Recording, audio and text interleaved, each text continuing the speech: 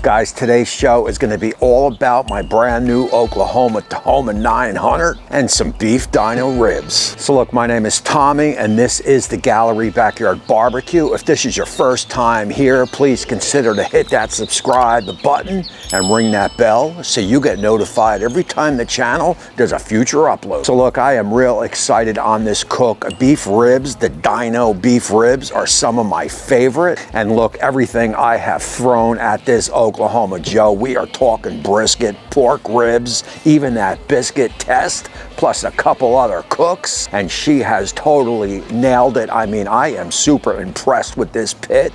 If you've not seen that biscuit test or the review, I will stick them down in the description. You need to check them out. And as we get rolling on this show, don't forget that 20 off 100 for wildfork.com. That is in store or also online, so you definitely want to take advantage of that, as this is only going to probably be good to the end of March. Other than that, what I want to do here is let's get on in the house. We've got a little bit of prep to do with these Dino beef ribs. At that point, I am going to get them in the fridge. We are going to dry brine these for about 24 hours or so.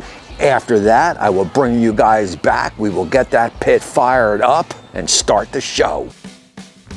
So guys, this one's gonna start as most cooks do, and that is gonna be in the prep. And the first thing we wanna do is get these out of the wrapper. Grab those paper towels, because you wanna get these beef ribs all dried off. And once dried off, grab your knife and you are just gonna score the back of that membrane. You definitely do not wanna take that membrane off. That is gonna hold the beef ribs together as they cook. After you get that all scored up, flip it over, meat side up, because at this point, we gotta see what we're working with. So there's two trains of thought here for me.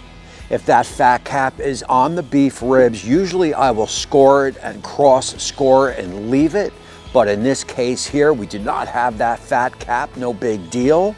At that point, I will just go ahead and remove some of that silver skin. It is gonna do us no good. And basically to do that, it is just like skinning a fish. Just get your knife right underneath the silver skin, turn that blade up a little bit, and just let the knife do the work. And you should get that silver skin off pretty clean. If you do take a little bit of meat with it, no big deal. Just do the best you can. After that, grab your favorite rub. Now look, I am gonna break my golden rule here, as anytime I am doing beef ribs or even a brisket, it is salt, pepper, and granulated garlic. That said, I've got this magic rib rub. I used it in a few recipes and I can tell you it is 100% killer. This is by Uncle Steve Shake. And basically what we will do is we will make sure we get enough rub on the ribs. I will flip it over and hit that with my salt, pepper, and garlic on the back end. And then I will flip it back over and just get a little bit of salt and pepper on the top end. After that, we will get them in the fridge where they will sit unwrapped for about 24 hours. After that, I will bring you guys back and we will get this Oklahoma Joe Tahoma fired up. So it appears we got some fans up above checking out these beef ribs. I don't know if that's a good thing or a bad thing. I will let you know if they scoop on down and take them. Other than that, starting up this gravity fed is no different from the Masterbuilt. And basically it is all gonna start with emptying out your ash catcher. Once you get that emptied out, you get that loaded up with your fire starter of choice. Also at this point, it is a good time to make sure that damper is open. We will now turn our attention to the hopper. Take a peek down there, just make sure everything looks good. From there, I am gonna get a half a bag in. This is gonna be about a 5-hour cook, so I will try to time it. At that point, you can leave your hopper open and also the hood open. Get those fire starters all lit up. Shut that drawer. You are gonna wait about 3, 4, 5 minutes. You want some smoke billowing out from the hopper and also from the pit itself. Once all that checks out, you can shut the hopper, turn your attention down to the control board, and you want to light that up and set that dial between 250 to 275 Fahrenheit. Now look, I want to point out here to all you Oklahoma Joe Tahoma 900 owners, that fan is going to go on the control panel, but not underneath on the pit itself. Where the Masterbuilt, the fan usually kicks on right away. this Oklahoma Joe, it is going to take about 3-4 minutes for that fan to kick on. That is totally normal. Once that fan kicks on, you can shut it down, bring it up to temp, get those beef ribs in. Now look, with beef ribs, you are looking at about a 4.5 to 5 hour cook. So I don't probe the ribs itself, but I will have a probe inside the pit so I can monitor the temp. Other than that, shut it down and wait about 3 hours or so. Do not peek. At that time, I will bring you back. We will check them out and spritz them down. 3 hours in, no peaks, and basically what that is going to give you is that perfect bark that you are looking for. At this point, we will open them up and I will get a handheld probe on that temp. And as you can see, we are about 170, and that is pretty much perfect. Look, a lot of people always ask me what I use to read the protein temps and also to follow and monitor the pit temps. And there is nothing better as far as I am concerned, the Chef's Temp. I've been with them now for about 2.5 years, and trust me, I have tried them all. At this time, I got 25% off to anything in the Chef's Temp store. If you are in the market, I would definitely consider them and check them out. So look, as noted, 170 on the beef, that is perfect. We will get these sprayed down with a straight old spritz of water. You can use water, apple cider vinegar if you'd like. I find it makes no difference. Get them all sprayed down, shut that pit. We will let them go for about another hour. At that time, I will bring you guys back.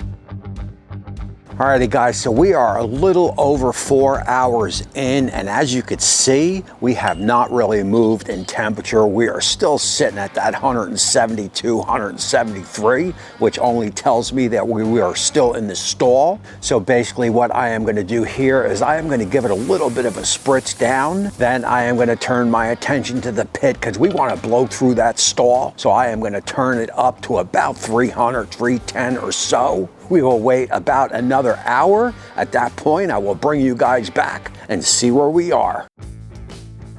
Alrighty guys, we are gonna call this one right at that 6.5 hour mark. And I can tell you, these ribs looks absolutely perfect. As you can see, we are definitely toothpick tender, and that temperature is reading up and over 200. That is exactly where you wanna be. Now what you wanna do is get these beef ribs off and look at the color. The color is perfect, nice and juicy, nice and soft. The bark is perfection. Let's get these on over to the board. Give them that quick rest, although not long enough, I'm sure. And let's give these a quick slice open and look at the color, look at the smoke ring. That is a Scotty smoke ring right there, just for him. Absolutely perfect, man. We will get these all cut up and we will just admire. After all, we worked hard to get there. So basically what I am gonna do here is after I get these cut up, we will go in live. We will do that taste test, talk about it, and close out the show.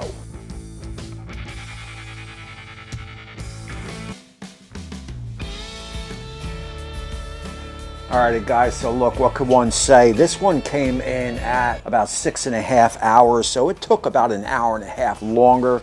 No rhyme or reason. These are even prime, so they should have been done at that 5 hour mark. But again, you can never tell when you are smoking meats, and I gotta tell you, man, these look absolutely incredible, and the smell is through the charts. I got Molly over there staring me down, and she wants some of these, and so do I. I am gonna go right and set this up for that taste test.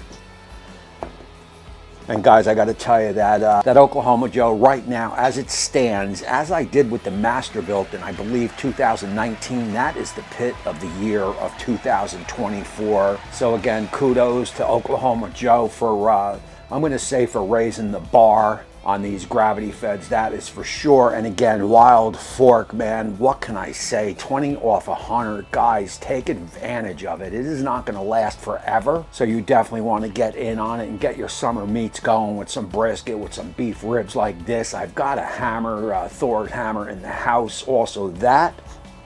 Quick taste test and we will close out this show. I mean, you gotta love, I was gonna say brisket, man, beef ribs, brisket on a stick. Cheers to you guys. Wow. It's freaking crazy, man. Guys, I've always been partial for on beef ribs over brisket, man. These dinos are through the roof with flavor, the juiciness.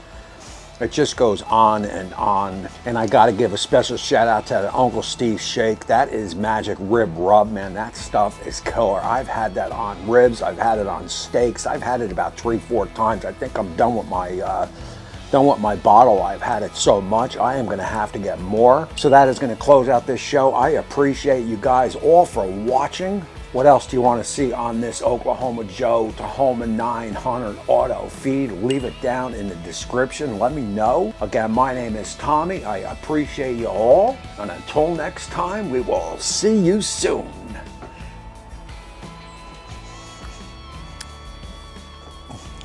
Oh, there's Molly. I told you.